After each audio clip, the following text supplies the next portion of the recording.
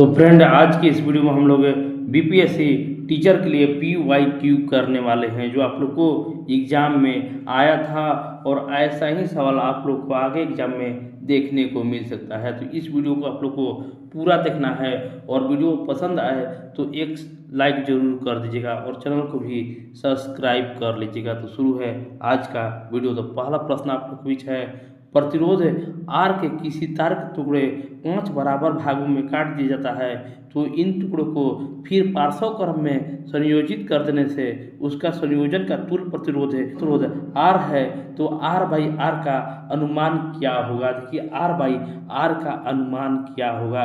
देखिए डायरेक्ट इसका आपको आंसर मिलेगा कि आर बाई आर का जो अनुमान होगा वो 25 होगा। 25 से इस प्रश्न का आंसर होगा। 8 ओम प्रतिरोध का कोई विद्युत हीटर विद्युत मेंस में 2 घंटे तक 15 एम्पियर विद्युत धारा लेता है, तो हीटर में उत्पन्न ऊष्मा की दर क्या होगा। ये भी क्वेश्चन आप लोग को, ऐसा क्वेश्चन आप लोग के एग्जाम में देखने को मिलता है। तो P बराबर आई बटे 2R होता है। अब इसको I बराबर 15 एम्पियर आप लोग रखिएगा तो 1800 आ जाएगा। 1800 आ जाएगा, इसलिए उपयुक्त इनमें से कोई नहीं इसका आंसर होगा। किसी शब्दकोश में लिखे छोटे अक्षरों को पढ़ते समय आप निम्न में से कौन सा लेंस पसंद करेंगे। तो छोटे अक्षर को पढ़ने के लिए हम फोकस दूरी वाला उत्तल लेंस का प्रयोग करेंगे ताकि आवर्धन अधिक हो। तो 50 सेंटीमीटर फोकस दूरी वाला उत्तल लेंस का हम प्रयोग करेंगे। निम्नलिखित में से किस भाग पर किसी वस्तु का प्रतिबिंब बनता है। ये भी आपको एग्जाम में आया था और आगे भी देखने को मिल सकता है कि किस भाग पर वस्तु का प्रतिबिंब बनता है। परितारिका में, कॉर्निया पर, दृष्टि पटल पर, या एक से अधिक, या उपयुक्त में से कोई नहीं। तो देखिए प्रतिबिंब जो बनता है वो दृष्टि पटल पर बनता है। निम्नलिखित में से कौन मादा जनन तंत्र का भाग नहीं है। इनमें से कौन जो है वो मादा जनन तंत्र का भाग नहीं है। देखिए गर्भाशय है, अंडाशय है, लेकिन शुक्रवाहिका जो होता है वो मादा जनन तंत्र का अंग नहीं होता है। वो शुक्रवाहिका जो होता है वो नर जनन तंत्र का अंग होता है। परागकोश में होता है। परागकोश में क्या होता है। तो परागकोश में परागकण होता है।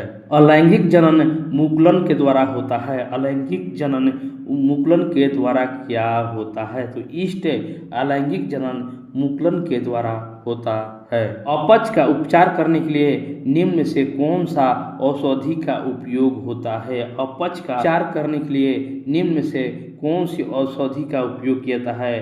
प्रति अम्ल, प्रति जैविक, या पीड़ाहारी। तो इसी में से इसका जो आंसर होगा प्रति अम्ल का उपयोग होता है।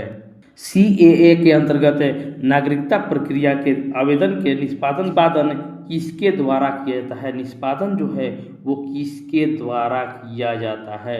इसका जो आंसर होगा उपयुक्त में से कोई नहीं। CAA प्रक्रिया नागरिकता प्रक्रिया के लिए आवेदन और निष्पादन केंद्र सरकार द्वारा नामित अधिकारियों के माध्यम से होता है, इसलिए इसका जो आंसर होगा उपयुक्त में से कोई नहीं। निम्न में से किस देश में भारत ने अपना UPI चालू किया है। किस देश में भारत ने अपना UPI को चालू किया है। तो मॉरिशस देश में भारत ने अपना UPI चालू किया है। इसरो के द्वारा 2024 में अंतरिक्ष यात्रियों सहित भेजने वाले अंतरिक्ष यान का क्या नाम है। ये भी VVI इम्पोर्टेंट आप लोग को आगे भी एग्जाम में देखने को मिल सकता है। इसका आंसर होगा गगनयान। कौन सा देश G7 का सदस्य नहीं है। कौन सा देश G7 का सदस्य नहीं है। तो इसमें से रसिया जो है वो G7 का सदस्य नहीं है, जबकि कनाडा और USA है। हरित हाइड्रोजन प्राप्ति की कौन सा तरीका है। हरित हाइड्रोजन प्राप्ति का कौन सा तरीका है। इलेक्ट्रोलाइसिस हरित हाइड्रोजन प्राप्ति का तरीका है। कौन सा तकनीक मृत को पुनर्जीवित दिखा सकता है। कौन सा तकनीक है जो मृत को पुनर्जीवित दिखा सकता है। तो डीप फेक जो है, डीप फेक पुनर्जीवित 2024 के जीवित सूचकांक आकलन में कौन सा देश भारत से बेहतर है। कौन सा देश इसमें से है जो भारत से बेहतर है। पाकिस्तान, नाइजीरिया या बांग्लादेश में से बांग्लादेश जो है जीवित सूचकांक आकलन में भारत से बेहतर है। किसानों के हित में गांधी जी ने 1917 में चंपारण सत्याग्रह किसके सहयोग से किया था? चंपारण सत्याग्रह जो है वो किसके सहयोग से किया था? तो राजेंद्र प्रसाद के सहयोग से महात्मा गांधी ने चंपारण सत्याग्रह किया था। चंद्रमा सदृश ग्रह कौन सा है? चंद्रमा से सदृश ग्रह कौन सा है? तो अपना पृथ्वी जो है चंद्रमा से सदृश ग्रह है।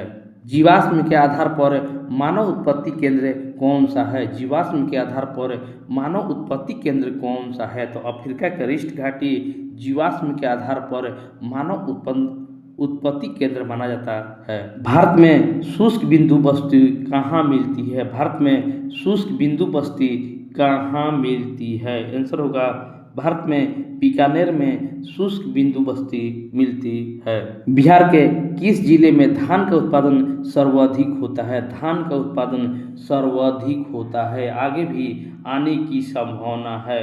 आंसर होगा रोहतास जिला धान के उत्पादन में सर्वाधिक है। तेरहान किस पर्वत पर स्थित है? तेरहान किस पर्वत पर स्थित है? तो एलबुर्ज पर्वत पर तेरहान स्थित है। क्वेश्चन है भारत के पूर्वी घाटी का सबसे ऊंची चोटी कौन सी है? भारत के पूर्वी घाटी के सबसे ऊंची चोटी कौन है? तो महेंद्रगिरी जो है वो पूर्वी घाटी के सबसे ऊंची चोटी है।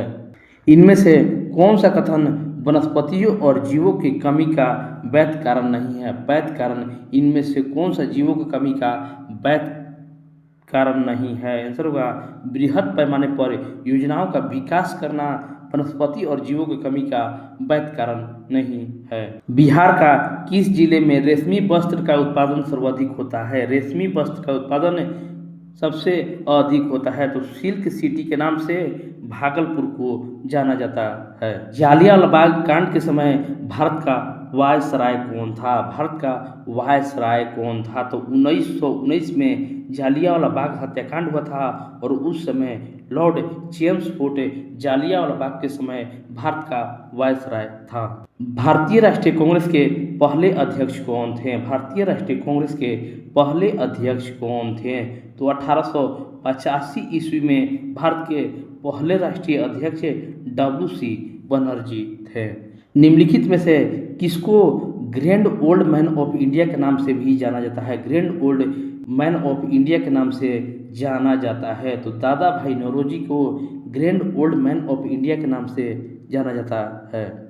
निम्नलिखित में से कौन सा आंदोलन MK गांधी द्वारा शुरू किया गया था? कौन सा आंदोलन जो है वो गांधी जी के द्वारा शुरू किया गया था? असहयोग, भारत छोड़ो, स्वदेशी, एक से अधिक या उपयुक्त में से कोई नहीं। तो इसमें से तीनों जो है वो महात्मा गांधी के द्वारा ही शुरू किया गया था। बारदोली सत्याग्रह का नेता कौन था? बारदोली सत्याग्रह का नेता कौन था? तो 1927 में बारदोली सत्याग्रह का नेता सरदार वल्लभ भाई पटेल थे। निम्नलिखित में से कौन होम रूल आंदोलन से समृद्ध नहीं है? इनमें से कौन जो है वो होम रूल से संबंधित नहीं है? बाल गंगाधर तिलक, एनी बेसेंट या सरोजिनी नायडू। तो इसमें से ये दोनों जो थे वो होम रूल से संबंधित थे। बाल गंगाधर तिलक और एनी बेसेंट दोनों होम रूल से संबंधित है, लेकिन सरोजिनी नायडू होम रूल से संबंधित नहीं थे। किसने 1920 ईस्वी में बिहार प्रादेशिक कांग्रेस कमेटी का स्थापना किया था? बिहार प्रादेशिक कांग्रेस कमेटी का स्थापना किसने किया था? तो डॉक्टर राजेंद्र प्रसाद बिहार प्रादेशिक कांग्रेस कमेटी का स्थापना किया था। 1936 में अखिल भारतीय किसान सभा की स्थापना बिहार में किसका नेतृत्व में हुआ था? देखिए, अखिल भारतीय किसान सभा का स्थापना स्वामी सहजानंद सरस्वती के नेतृत्व में 1936 ईस्वी में हुआ था। तो फ्रेंड, आज के